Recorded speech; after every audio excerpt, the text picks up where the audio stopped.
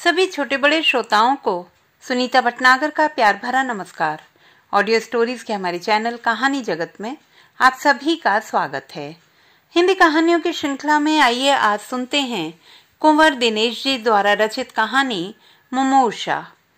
रात के 9:15 बज रहे थे। जसवंत अपने 2 छोटे छोटे बेटों के साथ रात्रि भोज करके अभी अभी फारिग हुआ था। उसने बेटों को कमरे में जाकर सोने को कहा। कुछ समय बाद बच्चे सोने के लिए ऊपर की मंजिल पर शयन कक्ष में चले गए।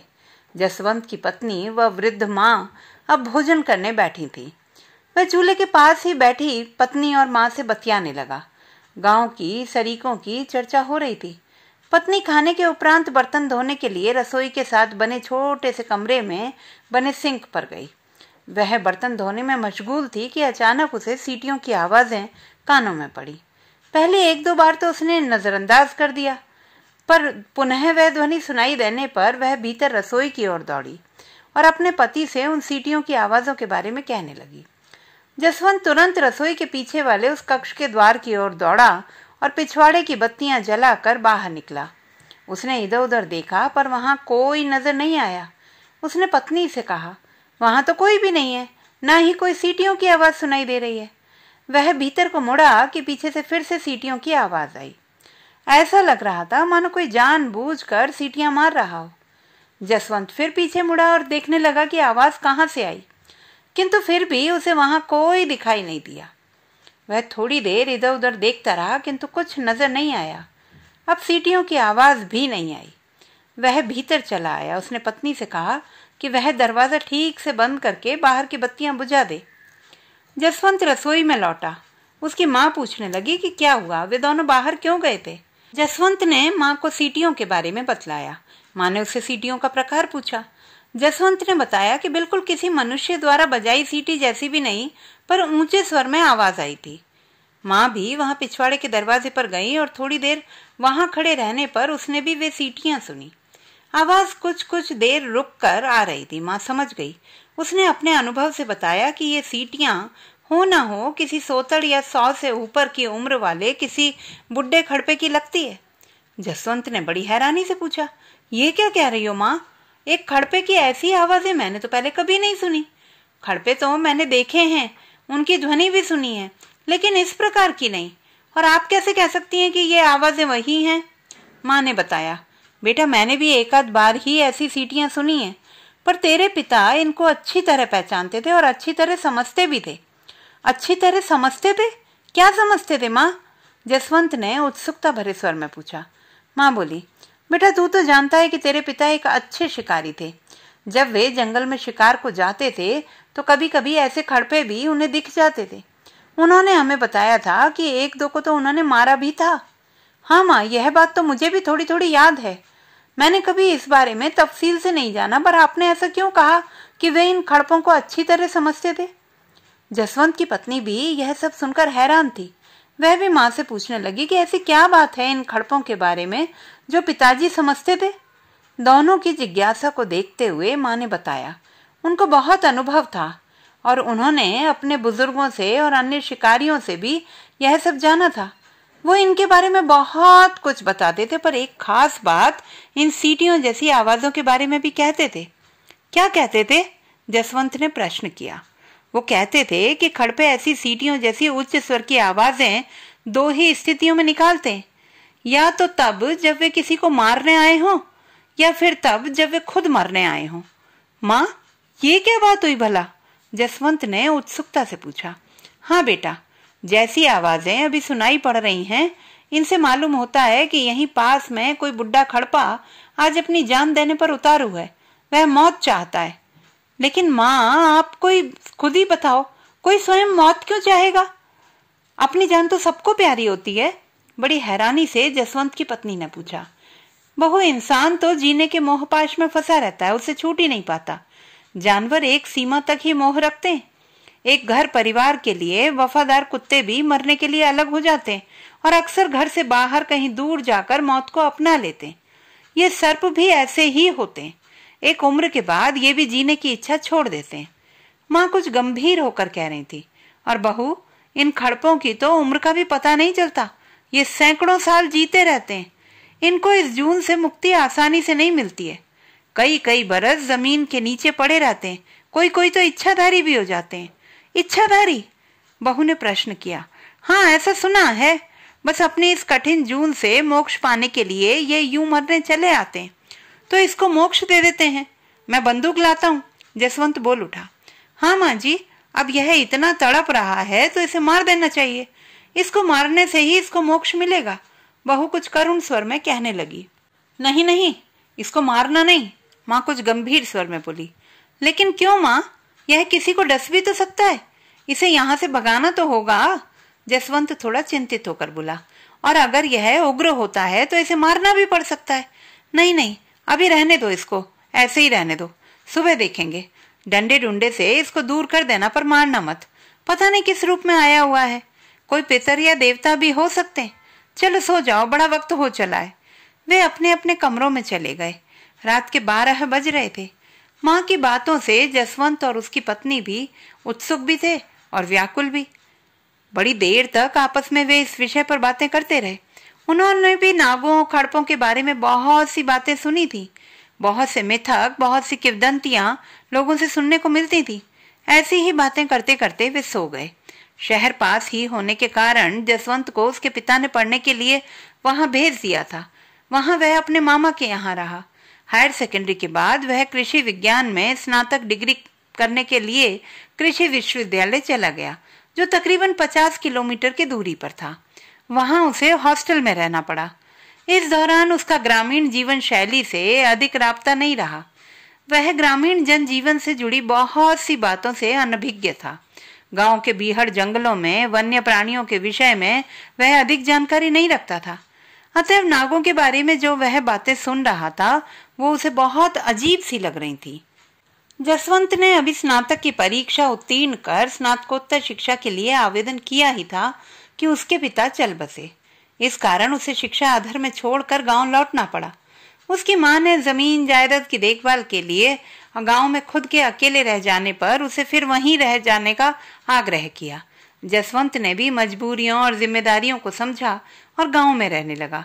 उसने कृषि विज्ञान के क्षेत्र में अपने ज्ञान का सदुपयोग करते हुए अपनी जमीन पर फसलों और सब्जियों को वैज्ञानिक ढंग से उगाना शुरू किया, जिससे काफी अच्छा उत्पादन होने लगा और अच्छी आय भी होने लगी। 2-3 साल में ही उसका विवाह हो गया और फिर 2 बच्चे भी हो गए। इस तरह एक छोटे से परिवार के साथ वह सुख से जीवन बसर कर रहा था।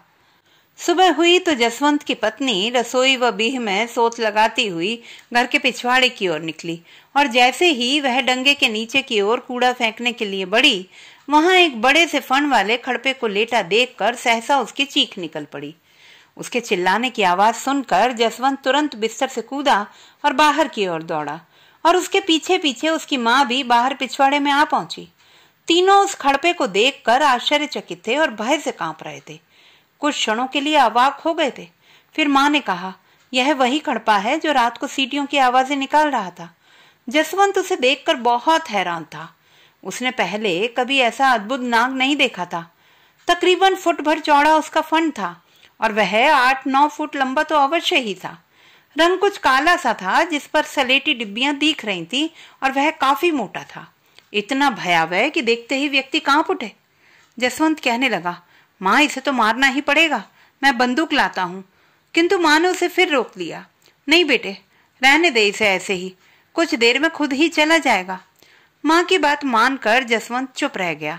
सभी भीतर चले गए और अपने अपने काम पर लग गए।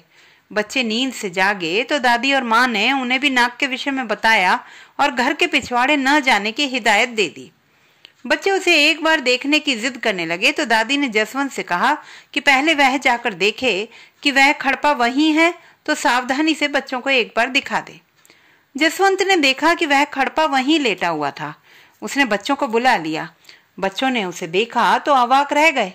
भय के कारण धीमे धीमे फुसफुसाने लगे, हाय कितना खतरनाक नाग है और कितना अद्भुत। पापा, ये यहाँ कैसे आ गया? इसको यहाँ से हटाते क्यों नहीं? जसवंत ने उन्हें बताया कि वह बेचारा मरने की इच्छा से यहाँ आया है, परंतु उसे मारने से माँ इनकार कर रही है। इसलिए वे देखेंगे कि कुछ समय बाद वह वहां से चला जाए तो ठीक, वरना वे आगे की कार्यवाही के बारे में सोचेंगे। उसने बच्चों को उस ओर न जाने की ताकीद की। कुछ देर में वहां से सब चल दिए और अपने अपने कामों में मसरूफ हो गए। दोपहर बाद तक इस घटना के बारे में आस पड़ोस में सबको खबर हो गई। जसवंत के घर के साथ ही घर था उसके चाचा तरसेम का। नाग के बारे में सुनते ही चाचा तरसेम जसवंत के घर आ पहुंचे। जाने माने शिकारी रह चुके चाचा से उस नाग को देखे बिना नहीं रहा गया। जसवंत उन्हें घर के पिछवाड़े ले गया। वहां डंगे के नीचे एक क्यारी में वह नाग पूरा फैला हुआ चित्त लेटा हुआ था। उसमें कोई हरकत नहीं थी। उसे ध्यान से देखने के बाद चाचा तरसेम बोलने लगे, अरे बेटा जसवंत, यह तो पास वाले जंगल का बड़ा पुराना बाशिंदा है। जसवंत ने बड़ी हैरानी से पूछा, पास वाले जंगल का बाशिंदा? आपने पहले कब देखा वहां इसको? बेटा, मैंने 2-1 बार पहले इसको वहां जंगल में देखा था। मैं शिकार करने गया हुआ था, शाम हो गई थी, अंधेरा बढ़ रहा था। मैं घर की ओर आ रहा था कि अचानक घनी झाड़ियों में कुछ सरसराहट हुई।